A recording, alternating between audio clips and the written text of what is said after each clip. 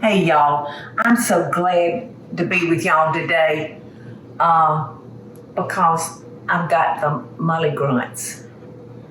Have y'all ever had the mully grunts? Mully grubs. Mully grubs, what's mully grubs?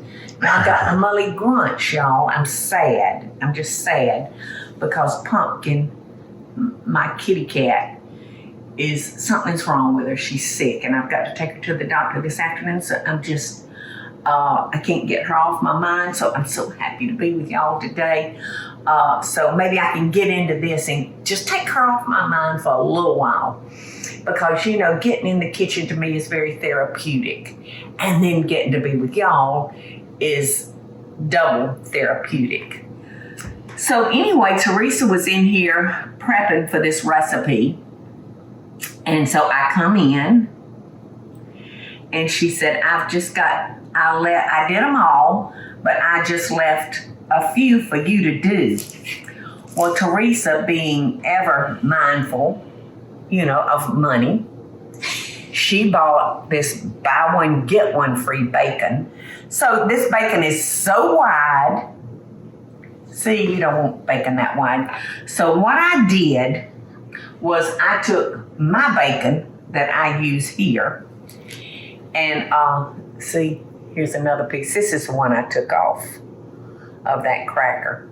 But I just think it's just too much for one little saltine cracker.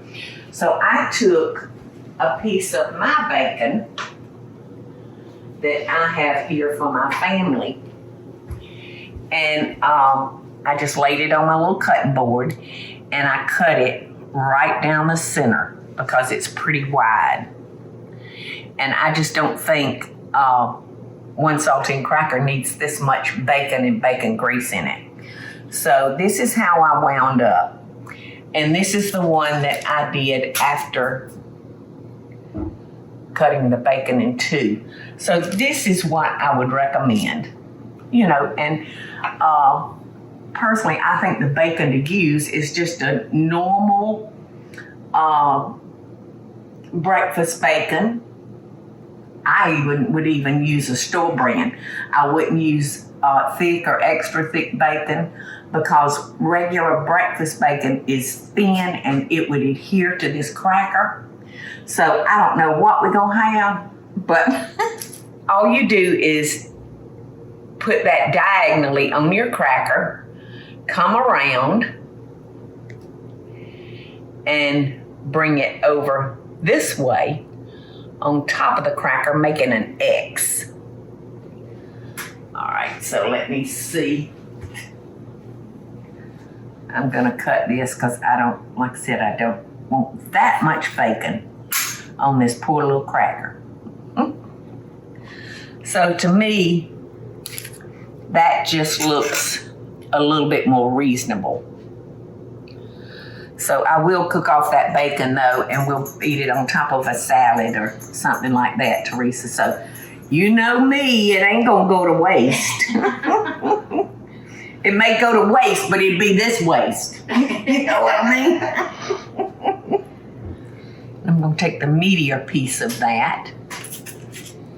And I'm gonna do this last one. And like I said, you do it diagonally on that corner. Bring it around. Take it to the other corner, making you an X. Whoa. Careful, Paula.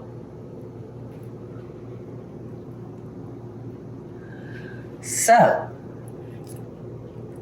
that's it. Teresa may be right and I may be wrong, but I don't think I'm wrong on this one. And let me tell you something, I've been wrong many a time. I call it a learning moment. Yeah, it's a learning and a teaching moment. Which I think some of our audience would like to learn too. So, you know, of course, you know, not everybody is born with just kitchen instincts, you know, especially if you've not grown up around cooks and, you know, just getting things by osmosis, or, you know, almost from your mother, your grandmother, your aunts. So anyway, I've got some brown sugar here. And I have some chili powder. What is that, a teaspoonful, Teresa, of chili powder? Yeah, it's a teaspoon of chili powder. I'm going to mix that up. And this is red pepper.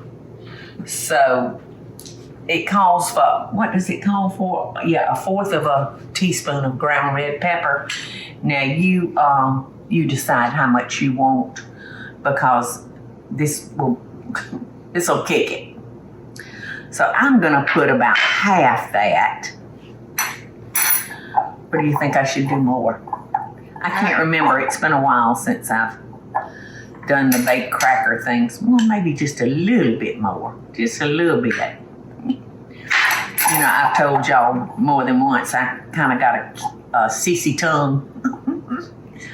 Where Michael's got what's the opposite of sissy? Stud. Yeah, stud tongue. That's a good example, Teresa. He would love that one. Because he thinks he's a stud. So that would be perfect. All right, so I'm just gonna put a little of this on each cracker. So y'all are getting the drift of this, aren't you? It's gonna be sweet and little heat.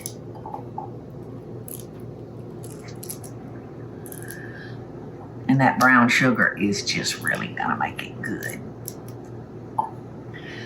I used to do something years ago like this when my children were little bitty boys.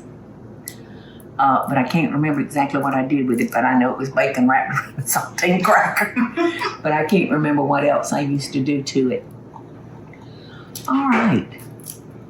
So we're gonna put this in a preheated 250-degree oven, and I think we're gonna let it bake for about 25 minutes. No, an hour. Okay. Hour. Yeah, hour bake 15. until bacon is crispy, which that may take a long time for some of this bacon to get crispy. But an hour to hour and 15. And I know what I used to do with those crackers. I mean, I think I kept them in a real low oven for like 2 hours or something like that. So we will see what we've got in an hour to hour and 15, or maybe 3 hours. Who knows? Our brown sugar saltines are ready. I put them on some couple of paper towels and let them drain. Get that extra bacon fat off of it. And I can't say that they're the prettiest appetizer around, but I think that they're so good, so easy to prepare, and you can just make for a crowd. But the brown sugar does on top. These would be great for an oyster roast or something. Would be great with an oyster roast for an appetizer, yes. Paula, yours looks better because you can actually see the cracker still. Yeah. But mine probably are going to taste better because it's a lot of fat in it. So this is one that I did, cutting the bacon, lengthwise down the center, because the bacon that Teresa was using was just really wide and in three pieces. All over the place. So, it really determines the bacon that you use. You've just have to make a judgment call. So, you could put a little parsley over this, or chop up some parsley and sprinkle over it. Or you could just eat it. Or you could just eat it like Teresa said. So let's just eat it, girl. I think they've cooled enough. Eddie, would you like one?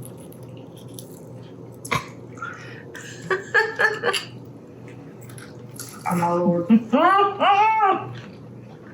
Aren't they good? Mm-hmm. All right, now the cayenne.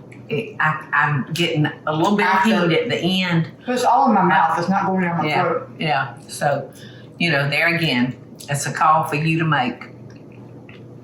But I think your guest would just love munching on these while they're Definitely cut it in half. having and a make it beverage, having an adult beverage. Mm-hmm. Yeah, exactly. Yeah, those are good. So love and best dishes. That's it for today, y'all. Hey y'all, it's Paula Deen. Now, if you enjoyed this video, be sure to like it and click the subscribe button as well as the notification bell to be alerted when I post a video. Love and best dishes, y'all.